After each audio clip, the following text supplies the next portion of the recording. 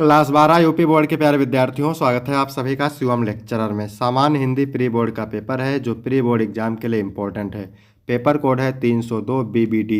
इसी कोड का पेपर सभी स्कूलों में पूछा गया है। तो आपके भी विद्यालय में यदि प्री बोर्ड नहीं हुआ है तो यही पेपर आपके विद्यालय में भी पूछा जाएगा। प्री बोर्ड एग्जाम के लिए तो यह पेपर इम्पोर्टेंट है ही, साथ ही साथ बोर्ड एग्जाम के लिए भी इम्पोर्टेंट है। तो समय 3 घंटे 15 मिनट का होता है मेरे प्यारे बच्चों, और पूर्णांक होता है 100 का। यहाँ पर थोड़ा सा निर्देश देख लेते हैं। निर्देश में क्या है? प्रारंभ के 15 मिनट परीक्षार्थियों को प्रश्न पत्र पढ़ने के लिए निर्धारित है। इस प्रश्न पत्र में 2 खंड हैं। दोनों खंडों के सभी प्रश्नों के उत्तर देना अनिवार्य है। तो सभी लोग वीडियो को लाइक करेंगे, चैनल पर नए होंगे चैनल को सब्सक्राइब करेंगे, शेयर करेंगे। चलिए वीडियो को शुरू करते हैं। खंड का प्रश्न नंबर 1 का है, महावीर प्रसाद द्विवेदी ने सरस्वती पत्रिका का संपादन प्रारंभ किया। 1903 में, 1905 में, 1907 में, 1910 में।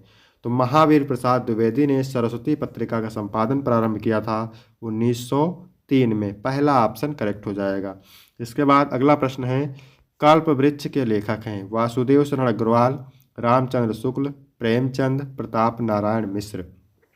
तो कल्प वृक्ष के लेखक हैं वासुदेव शरण अग्रवाल।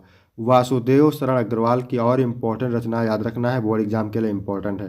पृथ्वीपुत्र, कला और संस्कृति, वाग्धारा, भारत की एकता। ठीक है।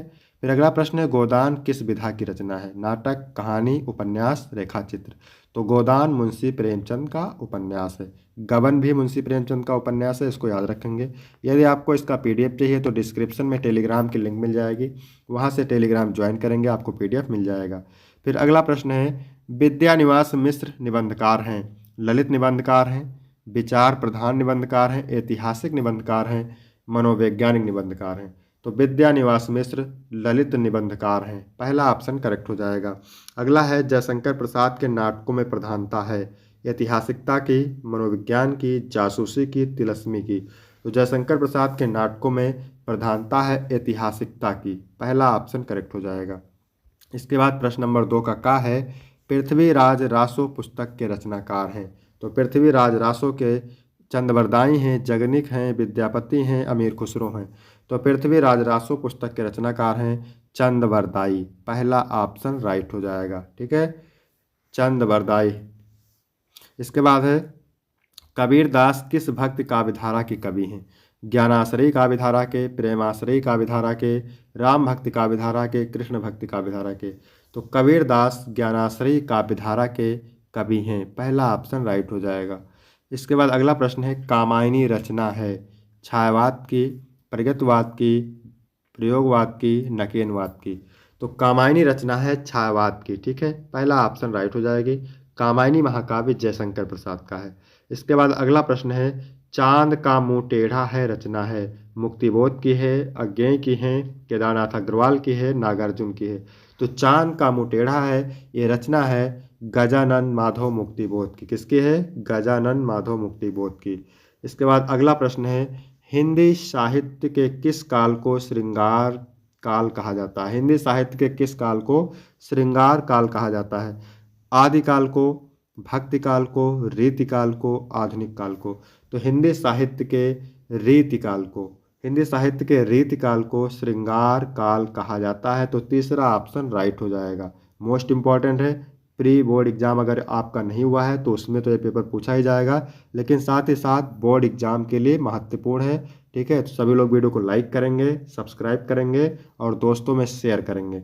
इसके बाद है प्रश्न नंबर 3, दिए गए गद्यांश पर आधारित निम्नलिखित प्रश्नों के उत्तर दीजिए। ठीक है, धरती माता की कोख में जो अमूल्य निधियाँ भरी हैं, जिनके कारण वह वसुंधरा कहलाती है, उससे कौन परिचित ना होना चाहेगा? लाखों करोड़ों वर्षों से अनेक प्रकार की धातुओं को पृथ्वी के गर्भ में पोषण मिला है। दिन रात बहने वाली नदियों ने पहाड़ों को पीस पीस कर अगणित प्रकार की मिट्टियों से पृथ्वी के देह को सजाया है। ठीक है, हमारे भावी आर्थिक अभ्युदय के लिए इन सब की जांच पड़ताल अत्यंत आवश्यक है। पृथ्वी की गोद में जन्म लेने वाले जड़ पत्थर कुशल शिल्पियों से संवारे जाने पर अत्यंत सौंदर्य के प्रतीक बन जाते हैं। तो आपको जहाँ पर जन दिख जाए, भूमि दिख जाए, माता शब्द दिख जाए तो समझ जाइए राष्ट्र का स्वरूप चैप्टर से है। तो पहला क्वेश्चन है, पाठ के शीर्षक और लेखक के नाम। तो पाठ का नाम राष्ट्र का स्वरूप, लेखक का नाम वासुदेव शरण अग्रवाल। इसके बाद अगला प्रश्न पूछा गया है, धरती माता की कोख में क्या भरा पड़ा है? तो धरती माता की कोख में अमूल्य निधियाँ भरी हैं। धरती वसुंधरा क्यों कहते हैं? तो धरती वसुंधरा इसलिए कहलाती है क्योंकि इसकी कोख में अमूल्य निधियाँ भरी हैं जो जीवन और आर्थिक विकास के लिए अत्यंत महत्वपूर्ण है। फिर है, किसने पृथ्वी के देह को सजाया है? तो पृथ्वी के देह को नदियों ने सजाया है। नदियों ने पहाड़ों को पीस पीस कर विभिन्न प्रकार की मिट्टियों से पृथ्वी को सजाया है। फिर है रेखांकित अंश की व्याख्या। तो व्याख्या किसकी करना है? यहाँ पर आप देख सकते हैं, इसकी करना है व्याख्या। तो चलिए देख लेते हैं कैसे लिखना है आपको व्याख्या। लेखक कहते हैं कि धरती में अनगिनत खजाने छिपे हैं जो हमारी आर्थिक प्रगति के लिए आवश्यक है। नदियों द्वारा बनाई गई मिट्टियाँ और जड़ पत्थर जब कुशलता से शिल्पियों द्वारा संवारे जाते हैं तो वह सौंदर्य का प्रतीक बन जाते हैं। यह संकेत करता है कि हमें पृथ्वी की इन अमूल्य संपत्तियों का सही ढंग से उपयोग और संरक्षण करना चाहिए ताकि हम आर्थिक और सांस्कृतिक रूप से समृद्ध हो सके। फिर यहाँ पे अथवा करके दिया है, ठीक है, तो ये भी मोस्ट इम्पॉर्टेंट है। भाषा, देखिए भाषा शब्द मिल गया, तो जहाँ पर भाषा की बात हो, ठीक है, और भाषा शब्द मिल जाए तो समझ जाइए भाषा और आधुनिकता चैप्टर से लिया गया है। तो भाषा की साधारण इकाई शब्द है। शब्द के अभाव में भाषा का अस्तित्व ही दुरूह है। यदि भाषा में विकसनशीलता शुरू होती है तो शब्दों के स्तर पर ही दैनंदिन सामाजिक व्यवहारों में हम कई ऐसे नवीन शब्दों का इस्तेमाल शुरू करते हैं जो अंग्रेजी, अरबी, फारसी आदि विदेशी भाषाओं से उधार लिए गए हैं। वैसे ही नए शब्दों का गठन भी अनजाने में अनायास ही होता है। ये शब्द अर्थात उन विदेशी भाषाओं से सीधे अविकृत ढंग से उधार लिए गए शब्द भले ही काम चलाऊ माध्यम से प्रयुक्त हों, साहित्यिक दायरे में कदापि ग्रहणीय नहीं। ठीक है, तो पहला क्वेश्चन है उपयुक्त गद्यांश के पाठ एवं लेखक का नाम। तो पाठ का नाम भाषा और आधुनिकता, लेखक का नाम प्रोफेसर जी सुंदर रेड्डी। दूसरा है रेखांकित अंश की व्याख्या।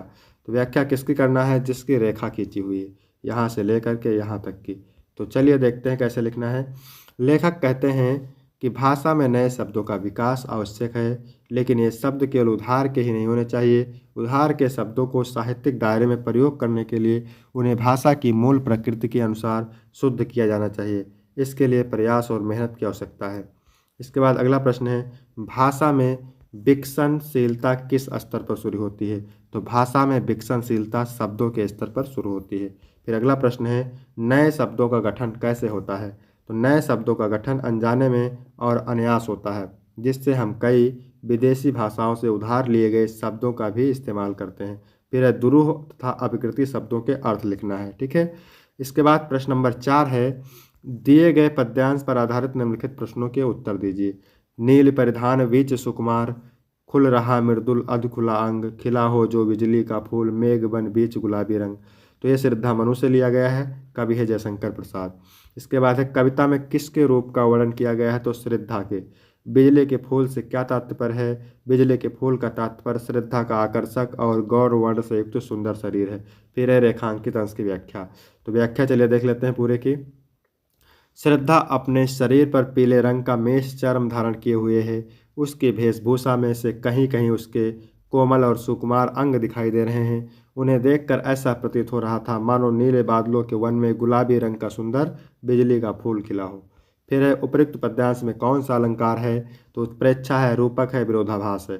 फिर यहाँ पे अथवा करके दिया है आज की दुनिया विचित्र नवीन, प्राकृत पर सर्वत्र है विजयी पुरुष आसीन, हैं बंधे नर के करों में वार विद्युत भाप, हुक्म पर चढ़ता उतरता है पवन का ताप, है नहीं बाकी यहाँ कहीं व्यवधान, लांग सकता नर सरित गिरि संधु एक समान। तो उपयुक्त पद्यांश का संदर्भ लिखिए। संदर्भ कैसे लिखना है? प्रस्तुत पद्यांश हमारी पाठ्यपुस्तक हिंदी के काव्यखंड में संकलित अभिनव मनुष्य शीर्षक से अवतरित है। इसके रचयिता श्री राम धारी सिंह दिनकर जी हैं। यह पद्यांश उनसे प्रसिद्ध काव्य ग्रंथ कुरुक्षेत्र से लिया गया है। फिर है रेखांकित अंश की व्याख्या। तो चलिए देख लेते हैं व्याख्या। प्रस्तुत रेखांकित अंश में कवि श्री रामधारी सिंह दिनकर जी कहते हैं कि आज की दुनिया नई तो है किंतु बहुत ही विचित्र है। आज मनुष्य वैज्ञानिक प्रगति द्वारा प्राकृत पर विजय प्राप्त करके सभी जगह आसीन हो गया है।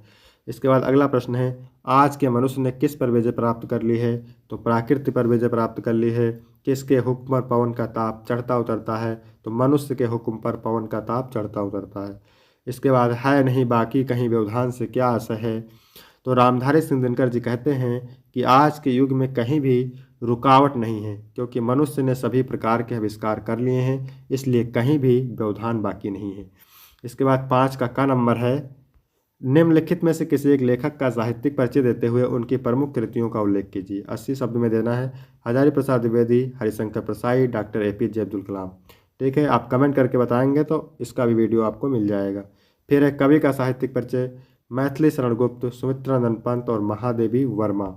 इसके बाद 6 नंबर है पंचलाइट अथवा बहादुर कहानी का उद्देश्य पर प्रकाश डालिए, अथवा ध्रुव यात्रा कहानी का सारांश अपने शब्दों में लिखिए। ठीक है, तो 5 अंक का है, शब्द सीमा है 80 शब्द लगभग। इसके बाद 7 नंबर क्वेश्चन है, 100 पठित खंड काव्य के आधार पर किसी एक खंड के एक प्रश्न का उत्तर दीजिए। शब्द सीमा है 80 शब्द और 5 अंक का है। तो ये अलग अलग जिले के लिए अलग अलग खंड काव्य है, तो इसको आप देख लेंगे। इसके बाद है खंड खा। प्रश्न नंबर 8 का है, दिए गए संस्कृत गद्यांशों में से किसी एक का संदर्भ सहित हिंदी में अनुवाद कीजिए। तो चलिए देखते हैं इसका। पहले हिंदी, संस्कृत, अंग्रेजी भाषाओं पर इनका समान अधिकार था। हिंदी, हिंदू, हिंदुस्तान की उन्नति के लिए इन्होंने निरंतर प्रयास किया। शिक्षा से ही देश, समाज और में नई प्रकाश का उदय होता है। अतः श्री मालवीय जी वाराणसी में काशी हिंदू विश्वविद्यालय की स्थापना किया। इनके निर्माण में इन्होंने लोगों से धन मांगा। लोगों ने इस महान ज्ञान के यज्ञ में इन्हें बहुत सारा धन दिया। उससे बना यह विशाल विश्वविद्यालय भारतीयों की दानशीलता, श्री मालवीय के यश की प्रतिमूर्ति के रूप में सुशोभित है। यहाँ पर संदर्भ देख सकते हैं कैसे लिखना है। प्रस्तुत गद्यांश हमारी पाठ्यपुस्तक संस्कृत दिग्दर्शिका के महामना मालवीय नामक पाठ से अवतरित है। इसके बाद यहाँ पर देखिए अथवा करके दिया है। ठीक है, तो ये भी वेरी वेरी मोस्ट इम्पॉर्टेंट है। ठीक है, कई बार बोर्ड एग्जाम में भी पूछा गया है, तो इसको आप जरूर तैयार करेंगे। ये कहाँ से लिया गया है? ये लिया गया है प्रस्तुत गद्यांश हमारी पाठ्यपुस्तक संस्कृत के आत्मज्ञ एवं सर्वज्ञा नामक पाठ से अवतरित है। फिर यहाँ पर देख सकते हैं। फिर इसका खा नंबर है, दिए गए पद्यांशों में से किसी एक का संदर्भ सहित हिंदी में अनुवाद कीजिए। तो देखिए, चलिए इसको देखते हैं। भाषाओं में मुख्य मधुर और अलौकिक संस्कृत भाषा है। उसका काव्य मधुर है और उससे अधिक मधुर उसके सुभाषित वचन है। संदर्भ लिखेंगे, यह श्लोक संस्कृत दिग्दर्शिका के सुभाषित रत्नार नामक पाठ से अवतरित है। इसके बाद है अथवा करके दिया हुआ है, ये भी मोस्ट इम्पॉर्टेंट है। ठीक है, पहला चैप्टर से है। तो क्या है? प्रस्तुत श्लोक हमारी पाठ्यपुस्तक संस्कृत दिग्दर्शिका के भोजस्योदार्यम नामक पाठ से अवतरित है। इसका यहाँ पे अर्थ देख सकते हैं। इसके बाद प्रश्न नंबर 9 पूछा गया है, निम्नलिखित मुहावरों में से किसी एक का अर्थ लिखकर वाक्य में प्रयोग कीजिए।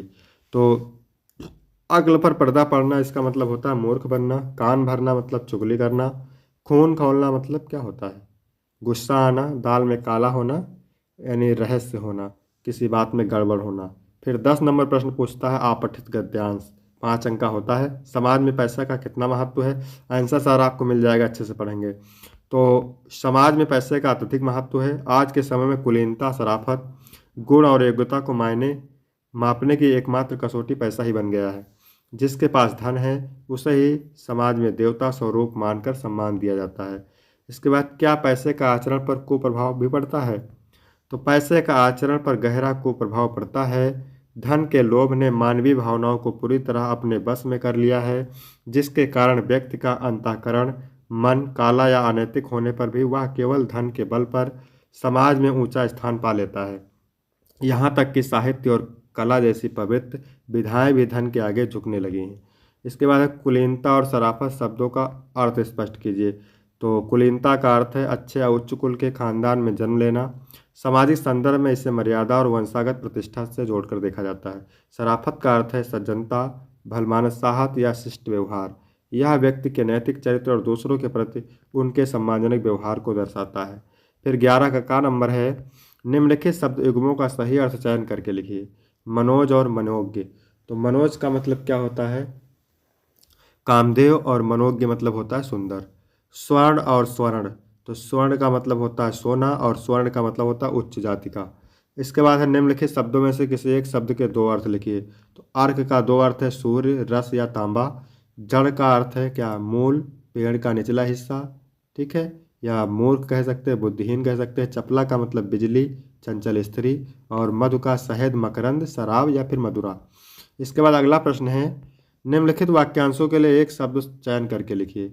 तो जिसका कोई रक्षक ना हो उसे अनाथ कहते हैं, जो नष्ट होने वाला है उसे कहते हैं नश्वर। इसके बाद है घ नंबर, निम्नलिखित में से किन्हीं 2 वाक्यों को शुद्ध करके लिखिए। ठीक है, तो ये 2 वाक्य इसमें से शुद्ध करना है। वह नदी में गया, ऐसा लिख सकते हैं। ठीक है। इसके बाद 12 का का खा और गा है रस अलंकार छंद से, तो इसका इम्पोर्टेंट वीडियो आपको मिल जाएगा। इसके बाद 13 नंबर प्रश्न पूछा गया है, अपना कुटीर उद्योग प्रारंभ करने के लिए ऋण प्राप्त करने हेतु बैंक के अधिकारी को पत्र लिखिए, अथवा अपने गांव अथवा नगर के प्रदूषण को समाप्त करने के लिए उचित अधिकारी को पत्र लिखिए। इसके बाद 14 नंबर प्रश्न है, निम्नलिखित विषयों में से किसी एक विषय पर अपनी भाषा शैली पर निबंध लिखिए। तो 9 नंबर का यह पूछा गया है, मोस्ट इंपॉर्टेंट है, तो इसको आप तैयार करेंगे। धन्यवाद।